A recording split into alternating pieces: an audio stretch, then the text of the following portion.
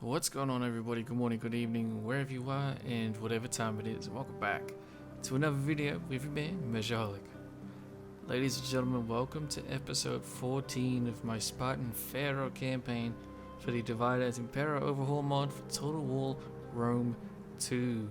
Ladies and gentlemen, last time we left off with King Arius leading an expedition force to Italy itself. He's going there under the guise of helping the Romans against the Massalian invasion of Italy. However, he has more sinister plans in the works. But before we get to that, let's look at our position. As you can see, we are the small little Spartan icons on the map, or basically all of the dark red slash kind of maroony red. We are down here in the southeast on the Horn of Africa. Of course, we're up here in Egypt. We're also up here in Syria and Palestine, back up to Anatolia. And then all the way up to the Danube, and we are bordering the Getae and other nations just to the north there. We have a massive empire here, ladies and gentlemen.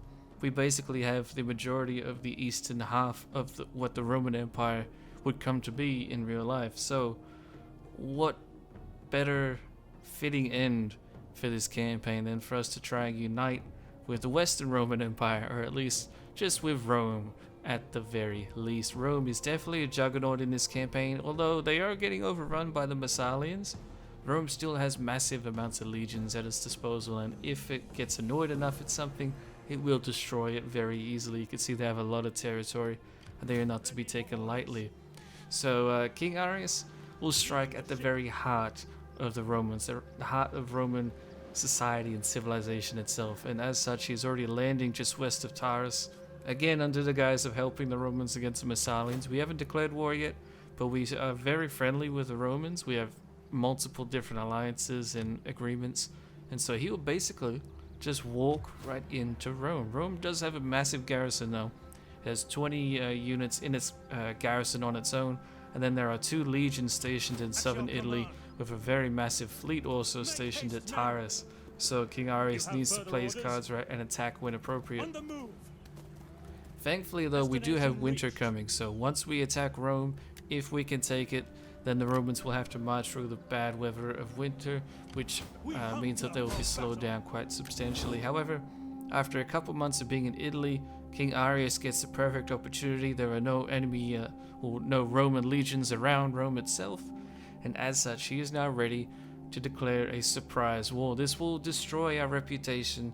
Many of our allies will leave us, many of our trade partners will leave us, but who cares at all? We are the Spartan Empire at this stage, ladies and gentlemen. We represent the best that Sparta and Greece has to offer, and as such, why shouldn't Rome, the heart of the Mediterranean, belong to King Arius? At least that's what he's thinking. And so here we are, ladies and gentlemen, with the Spartan assault on Rome. We have a massive garrison to defeat, but we will.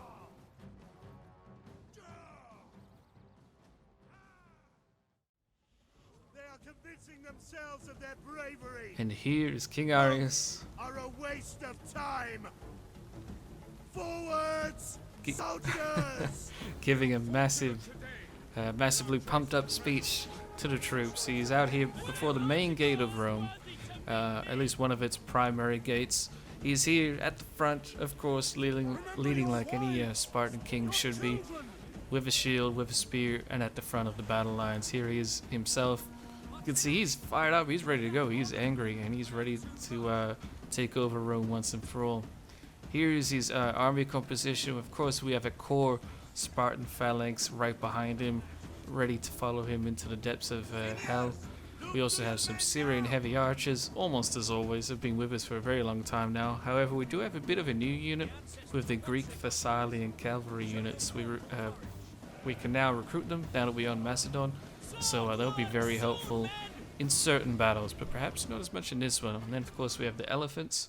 However, the assault on the city will begin by us attacking an entirely separate section of the wall.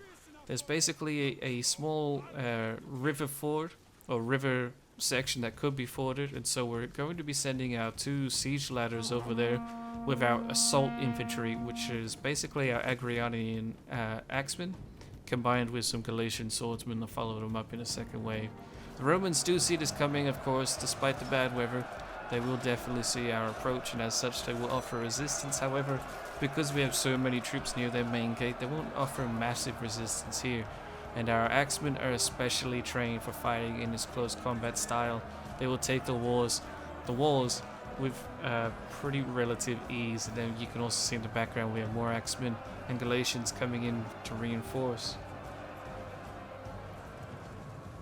However, back towards the main gate, I did want to send in a probing attack to at least keep the Romans a little bit preoccupied at the main gate. So we'll be sending our cavalry forward, just a small detachment, to try and set fire to the enemy gate. It is raining in game, although it's not raining very heavily, so I wasn't sure if we'd actually be able to set it on fire. It turns out we can't set it on fire, or at least not very easily. It would take an insane amount of time, and our horsemen are getting bombarded by the enemy towers, as you can see.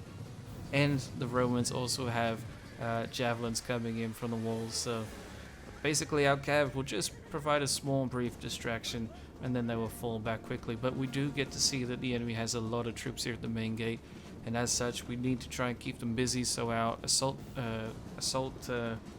further down the wall actually has a solid chance of reaching. And after several minutes pass, we actually do get a very solid breach. We push the enemy off the walls, and then we now instantly rush down into a little park area behind it, I guess. A little recreational area, it looks like. But then they're sending in Italian swordsmen, which are actually very good units, and they're going up against our now very worn down Agrianian axemen. Our axemen are fantastic units, and they're specialized at doing armor piercing damage. However, they will definitely be very exhausted by now. We also send a detachment of axemen along the walls here towards the main gate. They didn't encounter resistance for quite a while, so actually almost made it all the way, but eventually the Romans noticed what we were up to, and they will stop them and make them have to grind for it. But we are sending up our Syrian heavy archers. We're committing all of them to the front gate right now. They can't set anything on fire due to the rain, which was actually intentional. I wanted it to be raining, but they will provide some fire support. But after quite a while, King Arius is sick of waiting at the main gate, and he actually leads his personal 300 bodyguard over the assault, over the walls with the assault teams, I should say. And he's now leading from the front, again, as any Spartan king should be, and he's doing very, very well, actually. Despite having spearmen go up against swordsmen, he's doing excellent. And as such, near him is another side gate into Rome itself, and we're sending over a small Galatian detachment to capture the gate and allow our cavalry and elephants to get through. And once they get through, the Romans who were holding choke point positions are going to be absolutely hammered once they start getting recharged, and we'll see that here very soon. King Arius breaks through the Italian swordsmen that were sent against him with ease. The Galatians start charging into the city. Of course, being Celts, they want to plunder and burn as much of the city as possible. They have a long history with Rome, and so rightfully so, they want to go and do their own thing. But in the meantime, though, King Arius is definitely focusing on capturing the main gate from the Romans. They have still a very large amount of troops here. However, they still are just garrison troops, and as such, they're not necessarily professional. And if they get surrounded and perhaps pummeled by elephants, then they might retreat en masse. And who knows, perhaps we actually have elephants. At least they haven't seen them yet, but they will be seeing them shortly. The elephants are coming up. Our cavalry did actually get intercepted, but it's not a big deal. And they have some infantry support coming in with them. And over by the main gate, our axemen actually did quite well despite being exhausted. So combining them with the reinforcements from King Arius, the gate is definitely being taken slowly but surely now. However, the slowly part is definitely about to change with our elephants finally coming in. They had to march basically halfway across the city to get here, so they are going to be a little bit tired by now. The rain will wear them down as well, but it doesn't matter. They have to get into the fighting. The enemy skirmishers, despite them being pretty low quality, are actually doing a lot of damage to us, and so they're going to focus on dealing with that threat first. And the elephants, of course, will do fantastic. They are very good at trampling ants like slingers, so that'll be no problem for them. And then our elephants will turn around and recharge into the Roman cavalry. That's Roman cavalry you're seeing there, combined with the Roman heavy infantry that are trying to hold the main gate. But with that charge into their general, by the way, which was a cavalry unit, the troops all along the wall start being confused and retreating en masse. They see the phalanx coming down the main bridge there, and with that, ladies and gentlemen, the entire garrison routs. Rome now belongs to Sparta.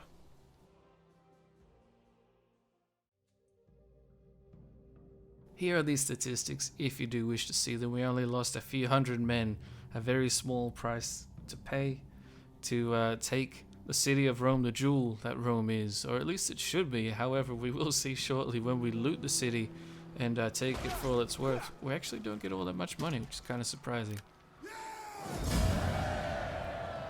We did lose some of our Agrianians, which is to be expected, though. They were basically relentless in their assault, so we'll just have to try and recruit some mercenaries to make up for that.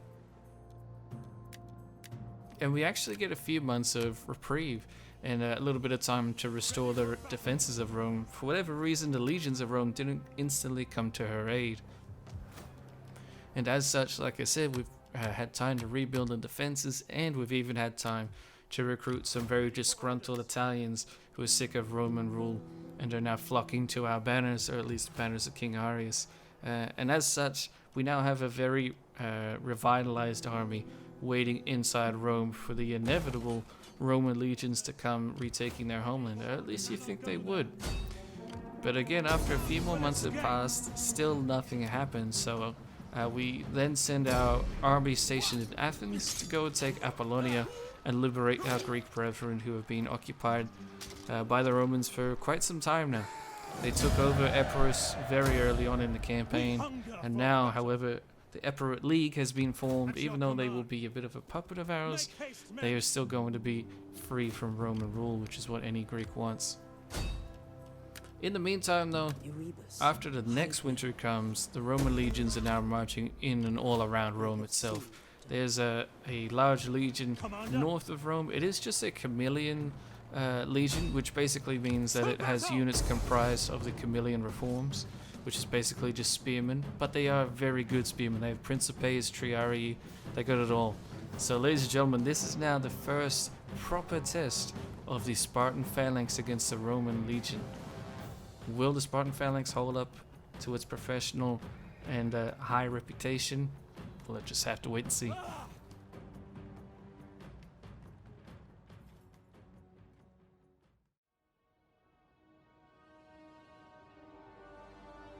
And here we are on a very unfavorable battlefield. It's quite hilly, a lot of trees, a lot of forest happening. Basically, a lot of places for the Romans to hide. But in the meantime, here is our battle formation. Cavalry, our Thessalian cav will be on both flanks, 2 units per each side. Galatian infantry will be in the front. You'll note that I have my cavalry right behind my Galatian infantry. I try to keep my formation tight at the beginning of the battle, and then I'll spread them out or rotate cavalry to the left and right side depending on what the enemy is sending against us. Of course, we have our core Spartan Phalanx being presented to the enemy, backed up by some Syrian heavy archers. King Arius just behind them with his bodyguard, ready to reinforce any holes that appear in the phalanx, if they do at all. We have our Agrianian Axemen behind him. We are down to just 1 unit of the Axemen now, so we do need to be a bit careful. Of course, we have our elephants deep in the rear. We're trying to keep them very far back so they don't die to skirmishers. On the left, we have our cav, like I said, but we also have the disgruntled Italians. They are fairly well armored, fairly well trained. They're not fantastic, but hopefully they can prove themselves worthy of serving under a true Spartan warrior king.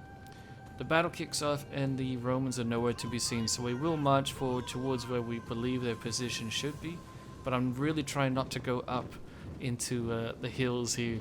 That's basically the one way that the Romans defeated the Macedonian phalanx, is by having them drawn onto rocky and hilly terrain, and it basically dismantled the phalanx without the Romans even having to actually fight it. So we're going to be sitting at the base of the hill, which will still give the Romans an advantage, but we need to draw them out somehow. So after a few more minutes of waiting, we eventually see the Roman army coming down along the hill. We will rotate our army a little bit to the left to try and compensate for their awkward formation. However, there actually is a lot more troops in the forest than what I can see, so it will actually end up being slightly in their favor where they'll outflank us along the right hand side, but our cavalry should make up for that. Speaking of cavalry though, we begin the battle by sending our left hand cavalry forward. The Romans just sat on the hill for quite a while there, so what we're going to be doing is basically charging into their cav with both of our units. We'll charge in first with just one unit, get them pinned into a melee fight, and then I'll rotate my second cav unit over there to come in and get involved. I was basically just trying to tie up some infantry to stop them from instantly backing up their cav. If we can annihilate their cavalry, then it'll make our cavalry advantage all the more massive, which we already have a large cav advantage over them. We have 4 units of cav, they only have a general and then 1 extra cav unit, so keeping in mind we also of course have archers which can deal with cavalry fairly well, and then elephants. Unfortunately for the Romans though, they send their archers too far forward to chase down our cavalry, and as such our cav will get a very easy charge and kill on their entire unit. They had some very good legionnaire style archers here, so it's a bit of a shame for them to lose such a well-trained unit so early on in the battle, but this is exactly what we want. We want to annihilate their cav, and we also want to annihilate the skirmishers, because that's the 2 things that are excellent at dealing with a Spartan Phalanx. So if we can wipe those benefits or options out, I should say, then we'll definitely be having a massive advantage over the whole battle. But after that encounter, the entire Roman legion gets pissed off and they charge at us across all fronts. The right cav engages our own. The enemy is charging down the hill against our Galatians and Agrianians, so they will actually get the better of us there initially. And then towards the center, they'll actually be charging directly into our phalanx. And on the left-hand flank, deep down the hill, they'll actually be sending in their depleted cavalry unit, which will get wiped out pretty easily. So now, the Hastati and the Principes and the Triarii are all at once charging into our Sarissa phalanx that we're offering, and as you can see, the phalanx is definitely very, very strong against the Romans. They are trying to slip through the cracks in between the Sarissa pikes, and they will get a few units in, but even then, once they do, they're going up against Spartans, not just some little petty Athenians or Macedonians. These are Spartans who are well trained in close quarters combat, and as such they will definitely be able to handle the few who manage to slip through. The entire enemy line gets engaged with us, and after just a few minutes actually they're getting cut down very, very quickly. And then in the rear we're also sending forward our cavalry, and then on the right we're sending forward our elephants to do some devastating downhill charges into the enemy.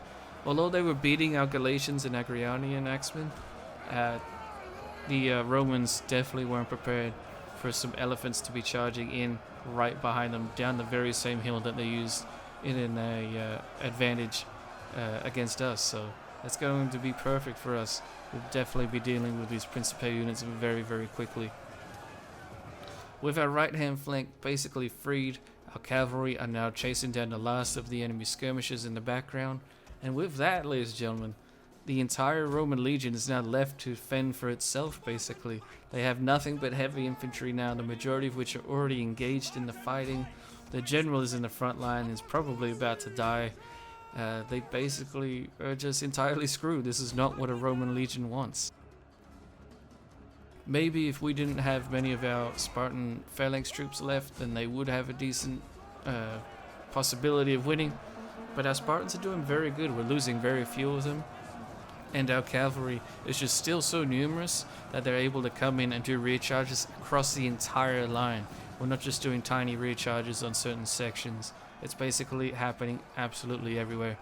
And where they're not getting rear charged, they're actually starting to rout very, very quickly. The Romans are definitely not one to be rear charged repeatedly over and over. Despite their notorious discipline, they just can't handle it. And with a massive charge coming in from our elephants, combined with some cavalry as well, even the Triarii here, who were marching towards our phalanx, will end up retreating in just a moment.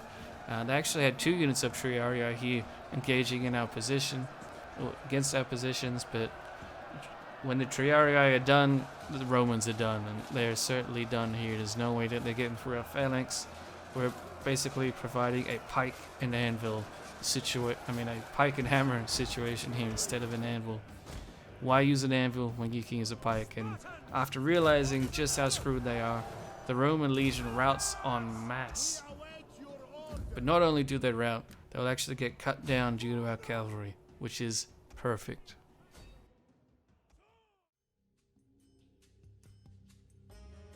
And there we are, ladies and gentlemen, our first proper test against a proper Roman force goes absolutely swimmingly. We did take some casualties, granted, which is basically attributed to our cavalry getting too close to the enemy skirmishers, and then one of our Spartan units actually got hammered by some javelinmen. But beyond that, they didn't really offer up much of a fight to us. The Principe units just couldn't get in close quarters with us. Their Triarii came in way too late and just weren't all that effective, and their general was pretty useless. Altogether, it was a almost disappointingly easy experience. However, this is Rome that we're going against. They certainly have more legions to send. But King Arius will actually have some time to prepare for them as well. Once again, after we defeated that legion, they gave us quite a few months of recovery, and now his army is replenished and ready to fight, and it needs to be. Because now, after a few more months have passed, we now have two massive professional Roman legions coming at us. This is no old school chameleon little pity legion coming against us. These are now proper legionnaires marching against King Arius. Now, King Arius is caught in a very awkward position. He's outside the city walls, and he's also in a position where he can easily get outflanked downhill from the 2nd Legion reinforcing him. So he's going to try and retreat and risk it. He'll fall back towards the coast a little bit, and then the Romans actually make a massive mistake. They send their reinforcing legion to attack the city of Rome. In the meantime, though, they send their professional legion to come up against King Arius. So now this is a proper, true, pure test of Roman legions versus Spartan Phalanx. And we have the Spartan king here going up against the Roman consul for the year. Ladies and gentlemen, this is the ultimate test. Let's do it.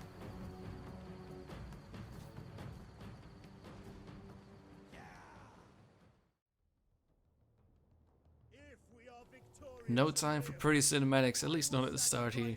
The Roman legion is not messing around. They are basically charging right at us. This is a proper Marian legion. They have a first cohort unit. I believe they might have even had two. They had a bunch of legionnaire units. They also had some skirmisher velites, and then some Italian and Ligurian auxiliaries. This is very much reminiscent of what you would expect from a Roman legion marching against you. So this is definitely going to be quite interesting. We have our cavalry on the flanks as always. It's basically the same formation for us as was the previous battle. However, we are a little bit more spread out this time. Unfortunately, though, the Roman legion marching against us is marching diagonally towards us, and I didn't have time to really compensate for that. And as such, our right flank will get very outflanked by just the Roman heavy legionnaire units, let alone the 1 or 2 cav units that they have that are coming in to engage our own cavalry. We can deal with the cav, no problem, and we will on the right and left hand flanks. However, on the right, like I said, they have so many heavy Roman units coming up against us that we just won't be able to pin them down with what we have there, so we're definitely going to have to try and reinforce quickly. The center, though, is holding quite nicely, and the Romans are actually ignoring our center compared to the previous battle, so they definitely are learning their lessons slowly but surely that they shouldn't charge head-on into pikemen. However, they are not learning on how to deal with our cavalry, and our cav will be doing devastating rear charges on the center and the left-hand flanks. The right-hand flank, though, is a little bit of a different story. But yeah, like I said, our center is holding beautifully here, as you can see, and the enemy didn't have too many skirmishes to whittle down our phalanx. Our Syrian heavy archers are getting a lot of nice free kills as well.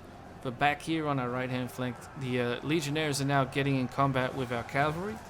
However, we do have our elephants coming in. They're coming in way earlier than what I would normally do, but we just didn't really have time to mess around here. If the Romans manage to overthrow our cavalry on the right-hand flank, then we lose a massive advantage against them. So I'm going to send in the elephants very quickly, and I'm also sending in King Arius. This is his bodyguard right here, engaging against a first cohort and just a regular legion cohort here. So he's being put to the test himself quite personally. He's leading from the front against some of the best Roman legionary units there are.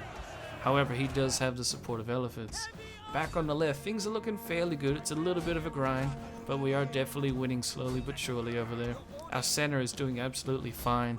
Like I said, the Romans didn't really attack the center part of our center very well, and as such, we'll be doing just fine there. However, the right-hand flank is looking quite desperate. Our cavalry is starting to get tired, and there are a few melee units that we did have over there. The Italian swordsmen are getting slaughtered by the more professional Roman legions. So we're actually going to have to send in our Syrian heavy archers to back them up and replace them, basically. King Arius is still holding very well in his position and is killing many legionaries himself. Here's some very nice close-ups of his bodyguard holding. But again, there's only 300 in his bodyguard, so he does need some reinforcements. And so the archers will come in and help basically pin down the legionnaires while we start getting some rear charges happening over here on the right. And we also will, of course, be pushing forward with King Arius.